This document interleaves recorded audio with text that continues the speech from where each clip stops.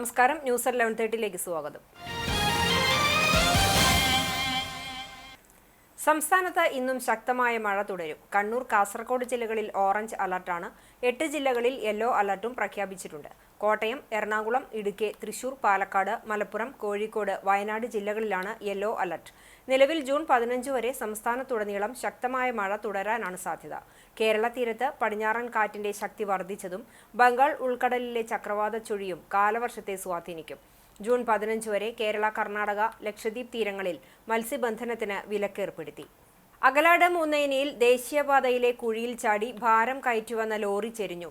നിരവധി തവണ നാട്ടുകാർ കരാർ കമ്പനി അധികൃതരോട് പരാതി പറഞ്ഞതിനെ തുടർന്ന് മണ്ണിട്ട് കുഴി അടച്ചെങ്കിലും കഴിഞ്ഞ ദിവസമുണ്ടായ മഴയിൽ സർവീസ് റോഡിൽ വെള്ളം കെട്ടി നിൽക്കുകയും മണ്ണ് ഒലിച്ചുപോയി വീണ്ടും കുഴി രൂപപ്പെട്ടു.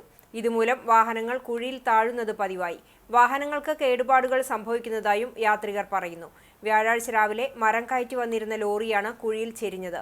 3 JCB ഉപയോഗിച്ചാണ് കുഴിയിൽ നിന്നും ലോറി മാറ്റിയത്. ഇതുമൂലം ദീർഘനേരം ഗതാഗത തടസ്സമുണ്ടായി. എത്രയും പെട്ടെന്ന് സർവീസ് റോഡുകളിലെ വെള്ളക്കെട്ട് മാറ്റി അപകടക്കുഴികൾ അടച്ച് യാത്രക്കാർക്ക് ആശങ്കയില്ലാതെ യാത്ര ചെയ്യുവാനുള്ള സൗകര്യം NHAI അധികൃതർ സ്വീകരിക്കണമെന്നാണ് നാട്ടുകാരുടെ ആവശ്യം.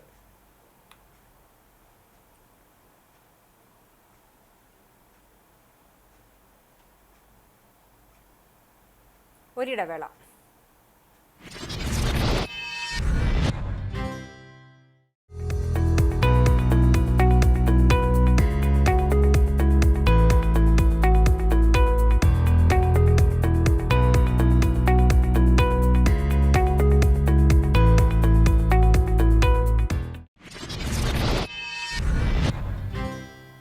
വാർത്തയിലേക്ക്.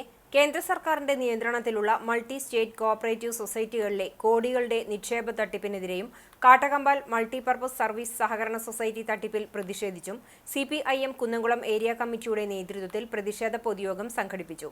കുന്നംകുളം പഴയ ബസ് സ്റ്റാൻഡിന് സമീപം നടന്ന പൊതുയോഗം CPIM ജില്ലാ സെക്രട്ടറി KV അബ്ദുൽ ഖാദർ ഉദ്ഘാടനം ചെയ്തു. ഏരിയ സെക്രട്ടറി K കൊച്ചനിയൻ അധ്യക്ഷനായി. ജില്ലാ സെക്രട്ടേറിയറ്റ് അംഗം M ബാലാജി, ജില്ലാ കമ്മിറ്റി അംഗം ഉഷ പ്രഭുകുമാർ, ഏരിയ കമ്മിറ്റി അംഗങ്ങൾ തുടങ്ങിയവർ സംസാരിച്ചു. കുന്നംകുളത്ത് പ്രവർത്തിച്ചു വന്നിരുന്ന വിശ്വദീപ്തി മൾട്ടി സ്റ്റേറ്റ് കോഓപ്പറേറ്റീവ് സൊസൈറ്റിയുടെ മറവിൽ 2,75,00,000 രൂപയാണ് 14 ഇടപാടുകാരിൽ നിന്നും മാത്രമായി തട്ടിച്ചെടുത്തത്.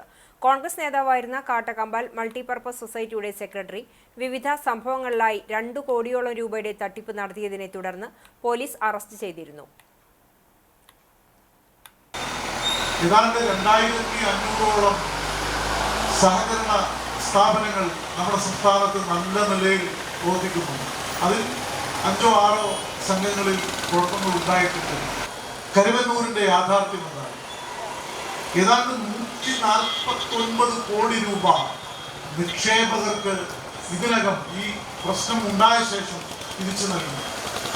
ഏതാണ്ട് 146 കോടി രൂപ കുടിശ്ശിക പിരിച്ചെടുത്തു.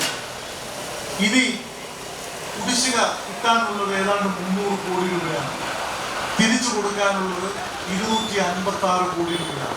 അതിനർത്ഥം കുടിശ്ശിക മുഴുവൻ കിട്ടിയാൽ അവിടുത്തെ നിക്ഷേപകരുടെ മുഴുവൻ കാശും തിരിച്ചു കൊടുക്കാൻ പറ്റും.